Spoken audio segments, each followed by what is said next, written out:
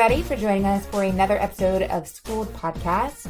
We're back again, continuing our influencer series, and the point of this series is to really highlight influencers with a purpose. And so I think this purpose of the next influencer you're going to hear from is pretty freaking awesome. Her name is Jill Stanton. She's one half of Screw the 9 to 5, which is an online company she started with her husband several years ago after they both quit their full-time jobs or the careers that they had previously to become full-time entrepreneurs together. Now they've become pretty big successes in their own rights and really dominated the online marketing and retail industry for a while, and now they're solely running their company and their website. So Jill, why don't you just introduce yourself, and I'm sure you can more eloquently explain who you are and what it is you do better than I can. Yeah, well, thank you so much for having me here. I'm so excited. So you kind of nailed it. Josh and I, we make up Screw the 9 to 5, and we help unsatisfied employees quit their jobs and start online businesses. That's been our mission since 2013, when we finally got the guts to start this brand. We had the idea for it on our wedding week, actually, in 2012, but kind of got in our own way around actually starting it. And ever since, we kind of just started throwing things at the wall and falling down heaps and having a whole lot of failures and finding our way. Now, 6 years later, we have, a high six-figure business on our way to our first $1 million year, and just a really rad community of ambitious up-and-coming entrepreneurs who call themselves Scroopies. So, so it's been one heck of a ride. That's super awesome. And just explain, what made you want to leave, I guess, the business you were working at. I believe you were managing social media accounts for other food and beverage companies, and your Josh as well. I guess maybe he was then your boyfriend or fiance. What made you both decide at the same time to just say, screw it? Screw it. So we each had our own separate businesses at the time, like you kind of mentioned. Josh had a software company and I had a social media management service. But before that, I was actually a bartender for about 10 years. So I had a different kind of 9 to 5 in that I was working 9 p.m. till 5 a.m. But both Josh and I have never really had typical 9 to 5s. We actually don't know how hard corporate jobs can be because we've never wanted them.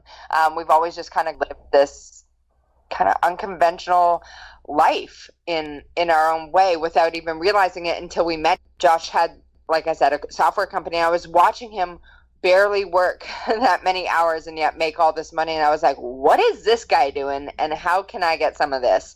And so that's when I started my social media management company, and then right around the same time as each other we started getting disenchanted with our individual businesses.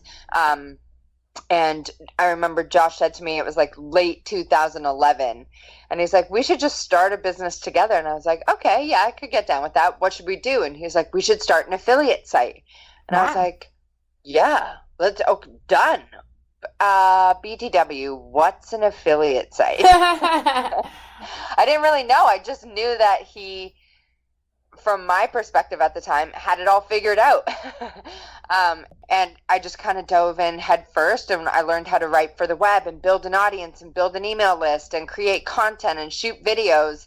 And from there, we started trying to sell courses, which failed miserably, and then tried again and finally found some success. And from there, we started a free Facebook group, and from there, a membership site, and one-off digital courses, hosted masterminds and live events. And at the end of last year, kind of shut it all down to hit the reset button and kick off Screw the 9 to 5 2.0. And so that's where we're at right now. We make money selling nothing in that we've done a full circle moment. Our revenue model right now inside Screw the 9 to 5 is affiliate marketing. And so we shine a light on the people, products, programs, and services we use, like, and believe in our business. And we make a commission if someone chooses to join through our link. So that's pretty cool. Also, I don't speak digital jargon. So you'll have to, as a layperson, explain to me what all that means, and then some of our audience members as well who don't understand the world of digital marketing as well. However, before you do that, I just want to rewind a bit and go back because you and Josh, you're from Toronto, Canada, right? Yes. Okay, Yeah. and so But he's Australian. okay, gotcha. And so you guys are already sort of global citizens in that respect. And I want to highlight the fact that one of the things you did when you quit your jobs after several months, I believe, and you started these companies is you decided to travel, right? Mm-hmm. Yep, we moved over. It was right after our wedding, right after we had the idea for Screw the 9 to 5. We already knew we were going to move to Thailand because there was a big digital nomad hub in Southeast Asia, and we just wanted to be around people who got us. And so we moved over to Thailand. We ended up living there for nearly 2 years, saw a bunch of places in Southeast Asia. But together we've lived in Australia, New Zealand, Southeast Asia, oh my gosh, Mexico, Vancouver, Toronto. Like, we just don't sit down. We're about to move to Puerto Rico. We don't stop. We And really love traveling. I wanted to highlight that because I feel like one of the things that your mission emphasized was that you can have freedom, right? If you're your own boss, if you're working for yourself, you're an entrepreneur. A lot of entrepreneurs are not, don't have remote businesses, but you do. And it seems like you and Josh were pretty strategic about building in that freedom into your business model. Well, I think so. First off, we didn't really know any different at that time. Like, he was my gateway drug to entrepreneurship, pretty much. Like, I dabbled here and there, but I never really actually made, good money enough to sustain myself without working another job. And so I didn't know any different. I just watched him essentially travel nonstop. Like, when we met, he was living in Beijing, China. He had just come back from a 3-week trip to Southeast Asia, and then all of a sudden he was in Toronto, and then we met up again in Las Vegas, and then he showed up on my doorstep in Australia. Like, he just opened up my whole world to this world of digital nomadism and working from wherever you want, whenever you want, with whoever you want, however you want. And once I got just like a taste of that, I could never go back. And so we've really consciously baked that into our business now, especially moving forward with this model that is called affiliate marketing, is that, like I was saying, you get paid commissions if someone joins through a link that you have, which means we aren't in charge of any of that customer support or fulfillment or anything like that. So we essentially have no customers right now, and we just refer traffic and leads to other entrepreneurs and businesses, which means that we can do this from anywhere. But truthfully, anyone can run any kind of business from anywhere. You just have to be willing to work some crazy hours time zone wise if you have clients. But if you have something like a digital course or a membership site or anything like that that is a bit more scalable and non-time zone dependent, you can work and travel wherever you want. So just to back up for a second, when you first started, you and Josh, you guys started a skincare website, right? Yeah. And then it grew, which was humorous. and then you had what? Like, you grew to having about 30 different websites and online companies? Yeah. How on earth did you manage that? So back when you could have much more smaller sites, like a lot of our sites were 4 pages driven around one specific product that we would sell. So maybe it was a supplement or skin cream or something like that. And that whole site was devoted to that one product. So it allowed us to crank out a lot of smaller sites. We really only had 3 big sites, like sites with over 250 different posts and like a ton of traffic, an email list, a social presence. But the majority of our sites, we had like 32 at the peak. The majority of those were smaller niche websites. So those sites were affiliate sites, but we gave those up. We sold those in order to go all in on Screw the 9 to 5, because it was starting to really pick up some steam at that point. We were building an audience, word was spreading, we were getting some good coverage, we were, having success with our digital courses at that time, and so we sold our affiliate sites to go all in on Screw the 9 to 5. You now have just Screw the 9 to 5. Mm-hmm. And tell me about, I know you do a podcast, I know you do Mm-hmm. courses. What does it mean for people who are not, screwies to be part of your community?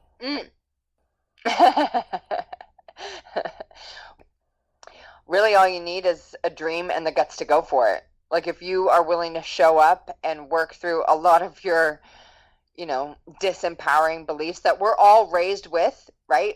Through school, or parents who didn't really have the greatest money mindsets or anything like that, things that we've learned throughout childhood or in school or through jobs or mentors. As long as you have the willingness to kind of work through all of that kind of brain garbage, mind garbage, and get out of your own way, all you essentially need is a dream, Wi-Fi, and the guts to go for it. And so if that's you, then I absolutely want you in our world. And Screw the 9 to 5 is just essentially like a free hub where you can get all sorts of free training, content, guides, everything that you would need to get your business off the ground and profitable. That's amazing. And what do you teach people, when they're thinking about it, they're teetering on the edge of like, maybe I want to leave my job, maybe I want to branch out and be my own boss. What do you say to them to give them that push or to encourage them? And quite honestly, is this something for everybody, honestly? So the first thing we do is we help people determine what kind of business model is the best fit for them and their personality, because one type of business does not fit everyone. Some people are real people, and so they thrive in coaching models or membership communities or speaking on stage and that kind of stuff. But then there's people who just prefer to sit in the background, not really have their face or name attached to anything. They love data and they love numbers, and so they just want a business that caters to that. So the first step we always do with people is we determine which business model is the best fit for them based on their personality, their strengths, and their goals, like their lifestyle goals. Not just like, I want to make this kind of money. It's like, I want to have this kind of life. These are the things that are important to me. These are the values I have, that kind of stuff. So we help them determine that. And then from there, it's all about getting them out of their own way and replacing a lot of those unsupportive beliefs with new empowering ones that will keep them moving through this process, even when things get hard. And then once they have those two things, then we start getting into the tactics of it. So building an audience and selling them what they want. But to answer your question, can anyone do this? Yes. Assuming you you have the resilience to get back up after you've been knocked down a few 100 times, and you have the guts and you aren't too risk adverse, and you're willing to sit in the discomfort for a few years in order to really have the freedom and the money and the wealth and the purpose and the meaning that you're looking for through entrepreneurship. What does it mean to you to be able to be able to endure failure and keep moving? Like, how does that distinguish people like yourself who are successful entrepreneurs from those who maybe are not? Oh, it's just shown me what I'm made of. Like, it's really changed who I am. Like, I look back at 2012 Jill, and I don't know if we're allowed to swear on the show, but I was such an asshole. I just really didn't have any direction, or I didn't have the kind of skills I have right now, or the resilience, or the vision, or the purpose, or the meaning. I was a bartender for 10 years. So a lot of that, I was just making quick cash and not really giving any thought to the kind of future I wanted to build, the kind of financial freedom I wanted to have. All of that, I was just kind of floating through life, totally asleep, it felt like. And so this journey over the last 7 years has just really shaped me into who I am today, through the failures, through, the pain of, not having what you want right when you want it. There's a certain level of discomfort that you have to get real comfortable with And I'm just so grateful that I never gave up, because there were so many times when I would just ugly cry throughout the day because it just felt so hard. But it just really shows you what you can handle. You build this level of resilience and just this fighting spirit that no matter what, you trust yourself. You know that you are committed to making it work because you're in control of your freedom. Just so empowering. You and Josh, you talk about, making that first $1,000 a month Yes. and, your first business, and then setting a goal, and then, setting that goal to be, you want to make $6,000 a month, and on and on and on. Mm-hmm. And how important is goal setting when it comes to thriving in the online space? It's everything and it's nothing, in that the meaning or the interpretation you give the goals, whether you hit it or not, is what matters, right? Like if you set a goal and you don't hit it, it is the interpretation you assign to that is everything. What does it matter? You didn't hit a goal, but you became a different person in the process of it. And, one of the things I think I'm actually reading this new book, and it's called Learned Optimism.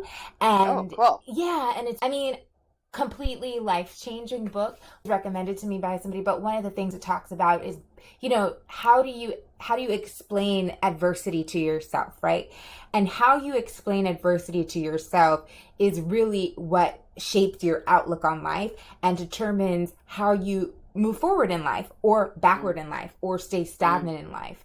And so when you were talking about those things, we all set goals sometimes, or we all have dreams, or whether we voice them, whether we give them life or not, right? Like everybody has some sort of goal, be it like very small or very large.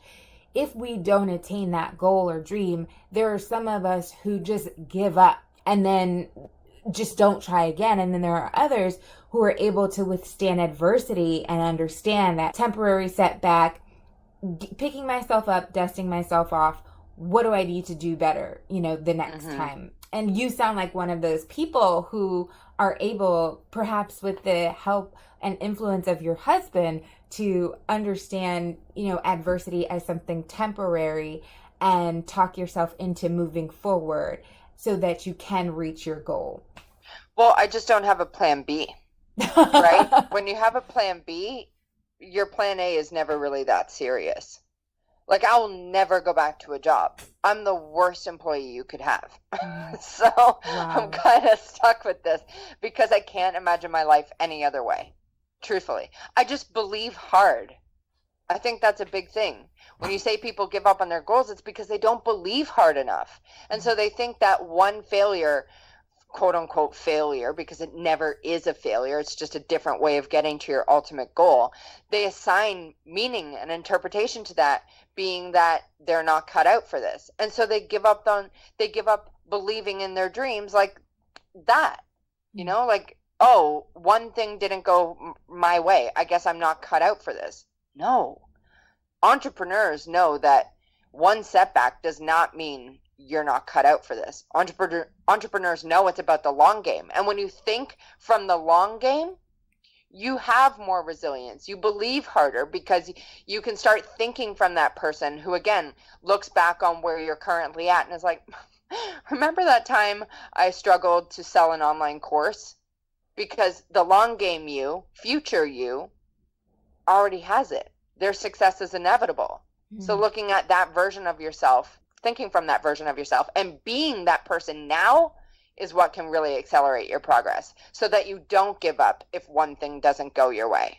And, I preface what I'm about to say with, the fact that I was also a bartender in another lifetime. Oh, nice. And so, in college. So, I don't say this, no shame to bartending, because whatever, but you're a perfect example of that, because you, like you said, in your own words, you were a bartender. You were kind of sleepwalking through life. And don't get me wrong, there are bartenders who are very serious about their bartending, but according to you were sleepwalking through life. And so you seem to have this shift in your mindset.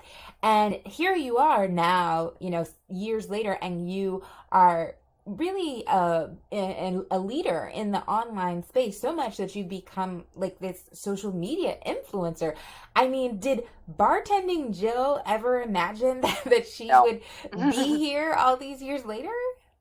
I knew that I was destined to do something that mattered to me, but I didn't know what it was.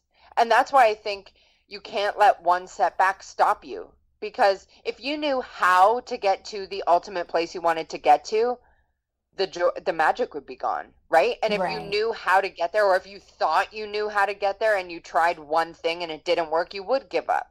right. But there's magic in the unknown. That's where you create your future, because you try one thing, it doesn't work, and then you try something again.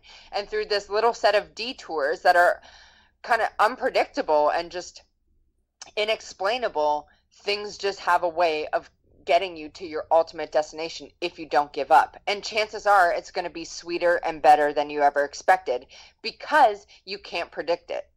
Absolutely. And so the one of my favorite parts about your story, so I don't even remember where you were living, but I do know you'd sold all of your affiliate site and you decided to focus on screw the 9 to 5. And then along came a third addition to your That little family. guy. You How? ruined everything. I'm just kidding. You mean made everything better, right? Yeah, he did. He did. He was No, the catalyst. it's great. I think it's awesome. So, first of all, where are you living now? And then how are you balancing being a mom, being, a social media influencer, being an entrepreneur, and just, dominating everything in your life? A lot of grace. Like, Mm. I'm just going to be honest. So I am the type of mom who thinks like I should be doing better, like pretty much every minute of the day. Um, because I have a mission and I have a message and I'm really driven to get it out there. And yet I have this tiny human downstairs right now who I love more than anything, who I want to give my attention to, but I also need a lot of help. Like, I've nannied up in order to be able to give me the space, me and Josh, to give us the space to create this message and this mission that we're on. And so I've had to give myself a lot of grace and realize that, my version of being a mom might not look like a lot of the women who I once knew before I became an entrepreneur, or even some of the women that I do know now. A lot of women think that, you kind of have to hit pause on what you want to do. And that might be great for them, but that's never been my experience. I've always wanted both. So I want to be a great mom and a great entrepreneur. I want to build wealth and be present for my family. I want to have a great marriage and a successful business. I want it all. I just don't want to do it all. And so I've had to learn how to cut the guilt and give myself grace. And I still struggle with that 18 months later. But yeah, he was the catalyst for a huge breakthrough in our business. And so I'll forever be grateful he came into our world. That's amazing. And I guess if you could explain, because I feel like as somebody who just, I guess, was married last year and talking about family planning with my husband now, I feel like a lot of women are taught to believe that they have a shelf life, and if you don't get things done by a certain age, then your value diminishes. And then also, while you're doing everything, at a certain age, you have to do it perfectly, or else you're failing, right? And Isn't it crazy the stuff we put on ourselves? it's really and what I'm getting at is, the happiness factor. What Mm. amazes me, you've made sure that you've built in room for happiness, whether it's through traveling or taking care of your son, whether or not you make mistakes, you fall down, you get up, but you make sure that that happiness component is a priority. And can you just explain to people how important it is to make sure that they build in happiness into their schedule to be Well, I mean, successful? yeah, what's the alternative? Being miserable and going through the ups and downs of entrepreneurship? Like, Yes, that would be the yes. worst. There are so many miserable business owners. I think a lot of, at least the online entrepreneurs I know, now I can't speak for brick and mortars because I've never had one. I don't know any brick and mortar entrepreneurs. But for online entrepreneurs, the ones I have surrounded myself with, we are all innately driven to keep improving and expanding ourselves, right? And so that comes with a lot of inner work and looking at the stuff we say to ourselves, the beliefs we hold, the shoulds. Like I always say, so many women, especially moms, should all over themselves because, oh, I should be a better mom, or I should feed my kid this, or I should have my kid sleeping at this time, or I should be, looking cute and making meals and running a business and being mom of the year. Like, it's crazy. And so I think when you just give yourself a break and you really make space for yourself, I think that is such a big one, like non-negotiable.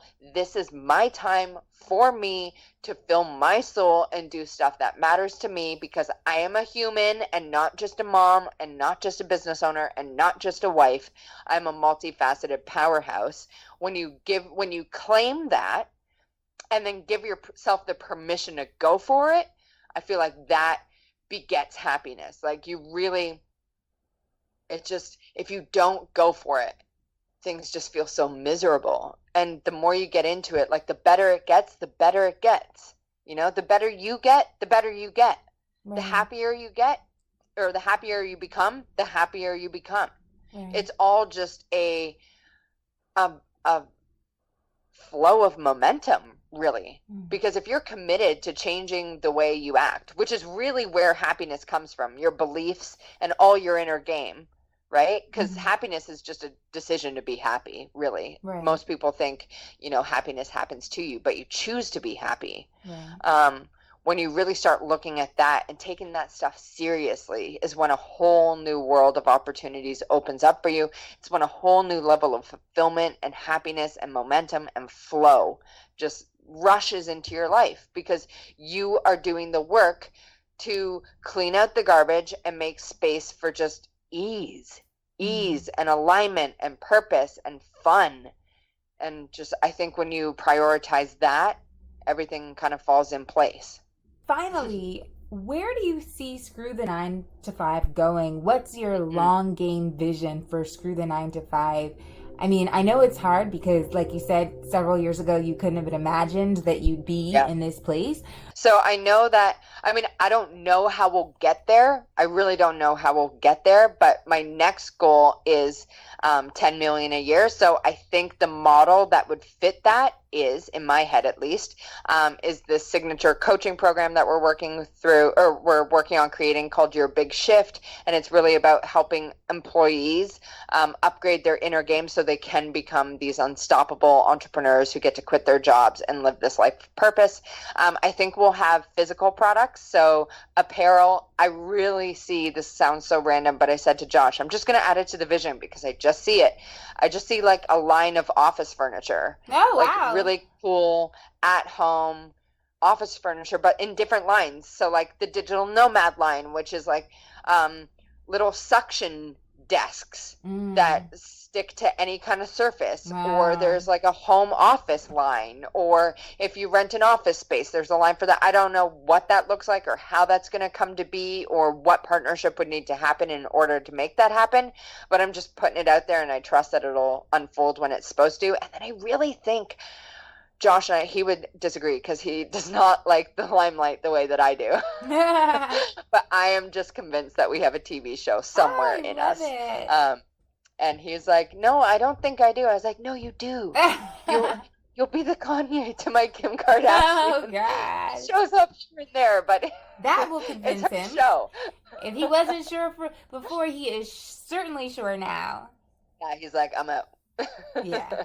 No, that's awesome. I think that's super cool. Okay, social media star, where can everybody find you, should they want to find you? And Josh. Yep. Come join us over at screwthe9to5.com. That's all spelt out, no numbers. Or come hang with me on Instagram at screwthe9to5. Again, all spelt out, no numbers. Awesome. Jill, thanks so much for being here. Thank of course, you. Everybody who's listening, you can also find us on social media. Follow us on @SchooledPodcast on Twitter and Instagram. And then search Schooled, SKOOLED on Facebook. Later.